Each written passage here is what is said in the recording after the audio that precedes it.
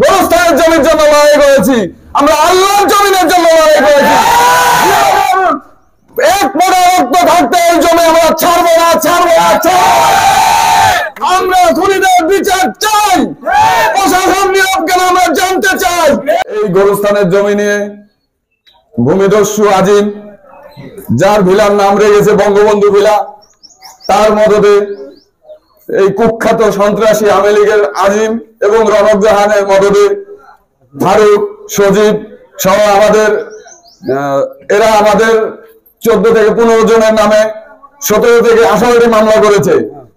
5 তারিখের আগে তারা এই জমি আওয়ামী লীগের পাটরিকে নিয়ে দখলের চেষ্টা করেছে, দখলও করেছে। 5 তারিখের পর আমরা সেই জমি আবার পুনরায় উদ্ধার করি, কিন্তু তাদের পায়তারা শেষ হয় নাই। 5 তারিখের পরেও আমাদের নামে মামলা দিয়েছে, হামলা করেছে, আমাদেরকে চাঁদাবাজি মামলা দিয়েছে, আমাদের মারার জন্য গেছে কয়েকবার, আরিফকে মারার জন্য কয়েকবার চেষ্টা করেছে। আমাদের মসজিদের ইমাম সাহেব, ওনার নামেও চাঁদাবাজি ডাকাতি মামলা দিয়েছে। আমরা চাই, আমরা গোরস্থানের জমির জন্য লড়াই করেছি, আমরা আল্লাহর জমিনের জন্য লড়াই করেছি। এক ফোঁটা রক্ত থাকতে এই জমি আমরা ছাড়বো না, ছাড়বো না, আমরা খুনিদের বিচার চাই, প্রশাসন নীরব কেন আমরা জানতে চাই।